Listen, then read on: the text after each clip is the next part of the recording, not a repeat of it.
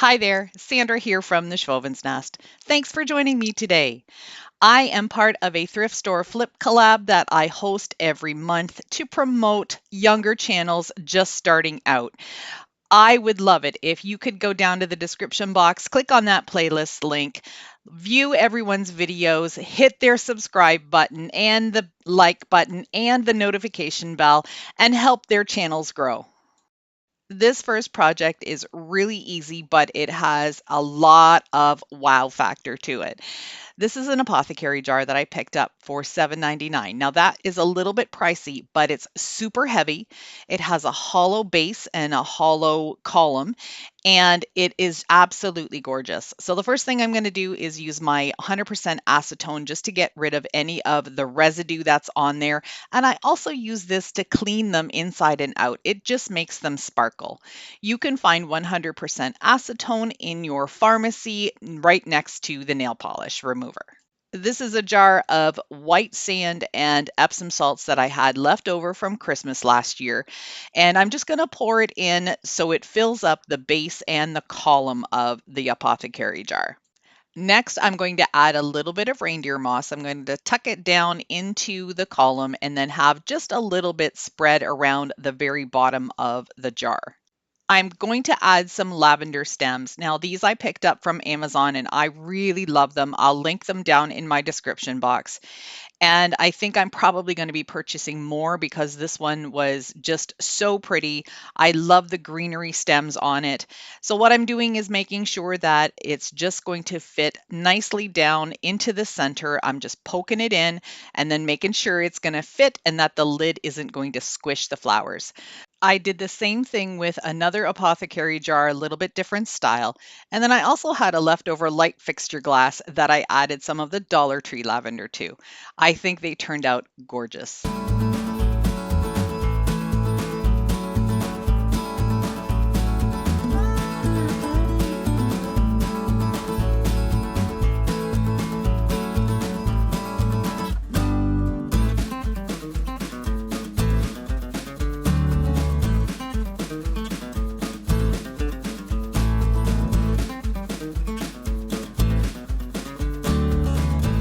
If you're new to my channel, maybe you're coming over from the playlist, welcome. I'm so glad you're here.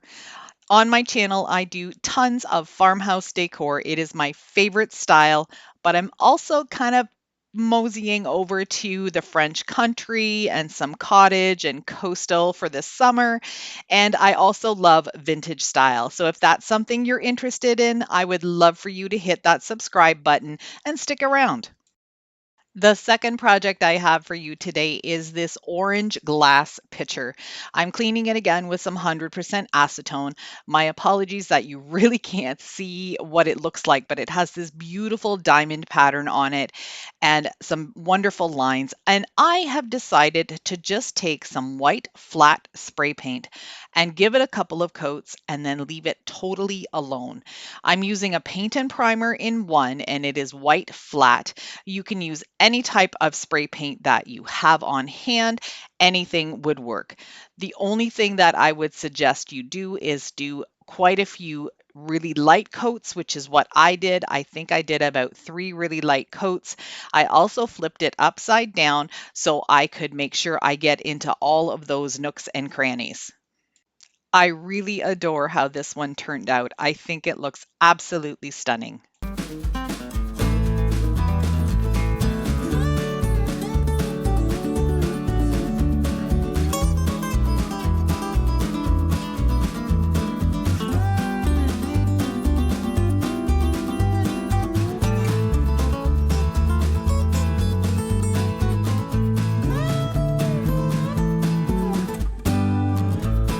My last project for you today is also very easy. I've got these spindles from a bed.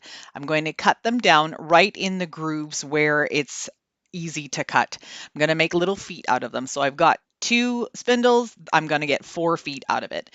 You can use your miter box and that would be absolutely perfect to do that. I don't have a lot of strength in my hands, so I did go outside and use my table saw to cut them down.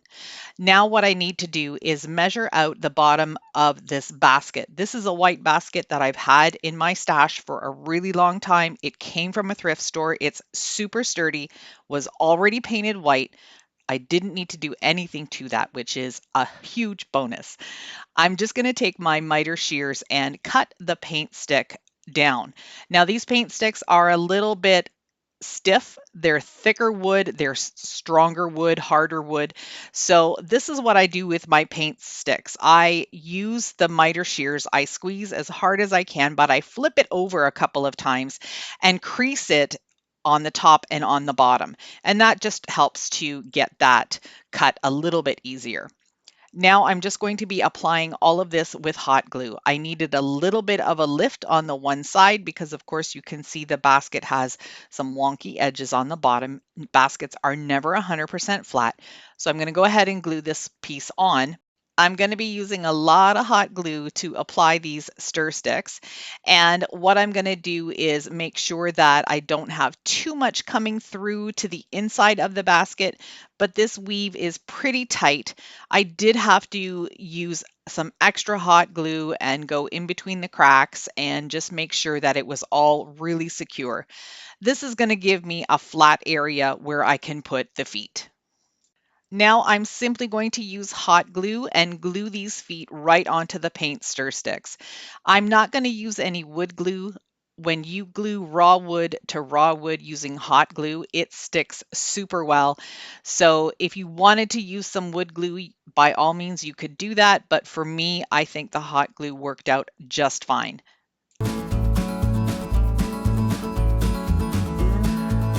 I wanted to add a little bit something extra to the basket, so I found this chalkboard sign in my stash. I'm going to glue a piece of cardstock paper in the center of it. But first I need to get the shape of this sign. So I want the cardstock to be about a 1/2 inch smaller than the black sign. So I'm going to just first trace around all of the corners. That's going to give me the shape of this one. Now I'm going to move my sign in about a 1/2 inch and then trace around the corners again. This is just going to help me create a smaller version of the sign. I'm just moving the sign so I can get all of the corners in the same spot, about a 1/2 inch in from the edge, and then that will just give me a smaller version of the chalkboard sign.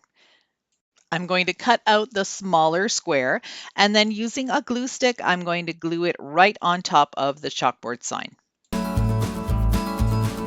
Using my Cricut, I cut out the words soak, relax, unwind. I'm going to be using this basket in my bathroom to hold towels, and I just thought these would be the perfect words. I'll have the words down in my description box as a free printable on my website.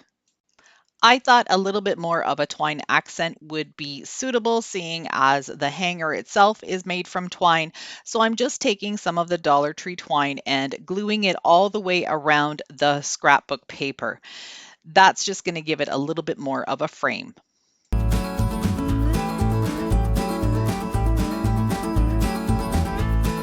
Of course, no project would be 100% complete if I didn't distress something. And I had the itch because none of the projects earlier needed any distressing. So I'm just taking a little white fan brush. It's just a little rough brush, cheapy, doesn't matter what it is.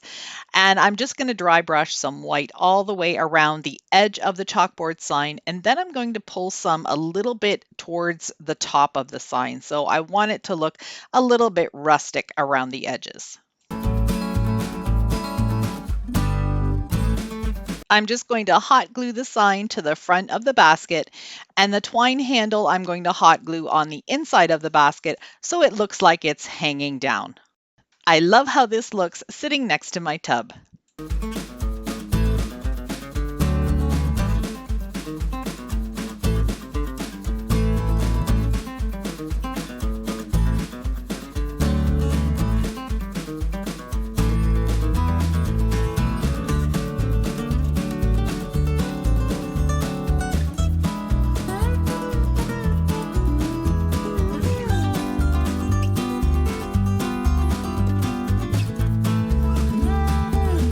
I hope you enjoyed these super easy thrift store flips.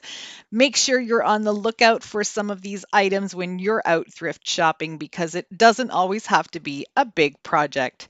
Thank you so much for joining me today. I really appreciate your support. See you in the next one.